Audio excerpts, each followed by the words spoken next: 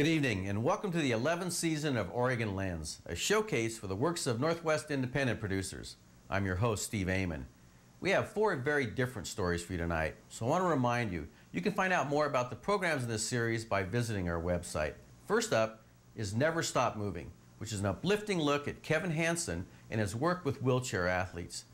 Kevin was a typical young man with a love for anything athletic until a tragic skiing accident left him a quadriplegic at the age of 21. Rather than let the accident defeat him, Kevin started World Wheelchair Sports, a Eugene-based nonprofit organization that sets up athletic and recreational opportunities for folks who use wheelchairs.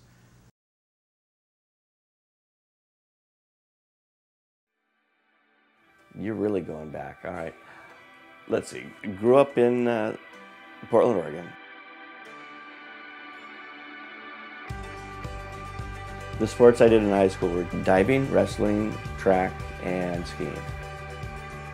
My favorite sport was surfing, but it wasn't a scholastic activity. Did a little bit of theater in high school, but was mainly into it just so that my best friend and I could run up walls and do backflips off of them. I mean, it was just, we were a little wild and crazy. Then I got a skiing scholarship to Manor Community College to race for them. They had a ski team. I was teaching freestyle skiing up at Timberline Lodge. We had a distance jump, what we used to call Glendasprung back then. And then we also had an acrobatic jump. Competed in the Glendasprung on Saturday. Then on Sunday,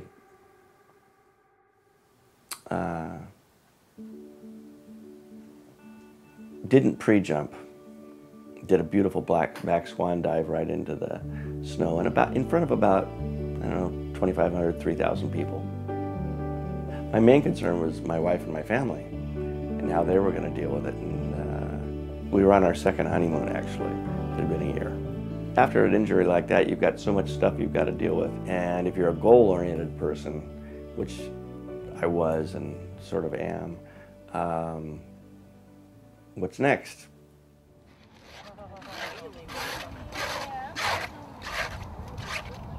Your mark. Get set. Go. I started World Wheelchair Sports with another fella back in the late 80s, early 90s. The purpose of World Wheelchair Sports is to provide competitive athletic opportunities and recreational experiences for folks who use wheelchairs. Treks made me more independent, more self-sufficient. I've just opened up more. In 1996, I was the U.S. Paralympic track coach. I got really burned out. Came back to Oregon and started working just with middle and high school age kids, and even younger. And became aware of the fact that kids who were in high school weren't allowed on their high school track teams. I want to make sure that any kid has the opportunity to join their high school track team if they want to. So World Wheelchair Sports supplies the equipment and the coaching, and we sort of act as facilitators to get the kids involved in their high school teams, work with the coaches to let them know that, you know, it's not the end of the world that they have a kid who's in a wheelchair on their track team. The kid is not made out of China. You can work them hard, and just basically we're there to make them comfortable with the situation. I mean, I've been in sports for as long as I can remember. I mean, I just had to find a new way to do it. So this is just a new sport for me. Go. It's very enjoyable working with a kid who, you know, is overweight and getting them back into shape and getting them moving. That makes as big an impact on me as watching my guys set world records. At first I was really competitive, and then I was like, I suck anyways.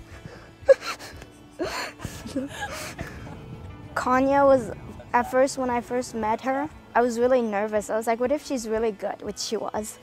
And I was like, I'm gonna look stupid.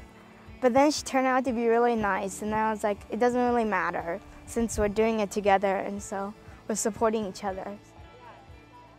It is a completely selfish reason that I'm involved with this. Working with people is that I forget my problems when I'm working with other people and their problems. But I think I've learned to appreciate other people more and appreciate what they bring to my life. And I think I've developed a certain gratitude for every moment that I didn't have before. I kind of took things a little bit for granted, and I don't take things for granted anymore. He's everything. I wouldn't race without Kevin being my coach. He's been my coach from the start. Those are my earrings. Really? Yeah. A lot of marriages break up after a traumatic injury or an illness, and ours hasn't. 35 years. That's my greatest achievement. The first time I saw her, I'm sitting in the stage production class at Mountain Community College. And this gal in this cute little leather and canvas mini skirt set pushes a quadriplegic into the green room. And I just thought, wow, here is this really, really hot gal, and she's compassionate too. There's some weird shit that happens in life. I was always very, very competitive, but more importantly, I think I was in love with the motion, the movement, and I knew when I was in high school and college that I really wasn't ever going to be at the level of, say, an Olympic level. And I think that's something that I've been trying to work with the kids a lot about. Most of us aren't ever going to be Olympic champions. Most of us aren't ever going to be Paralympic champions. But if we can develop sort of an existential outlook on our competition, Your mark. we're going to fall in love with the actual act of participation. Get set. And then that way we keep that love lifelong. Go.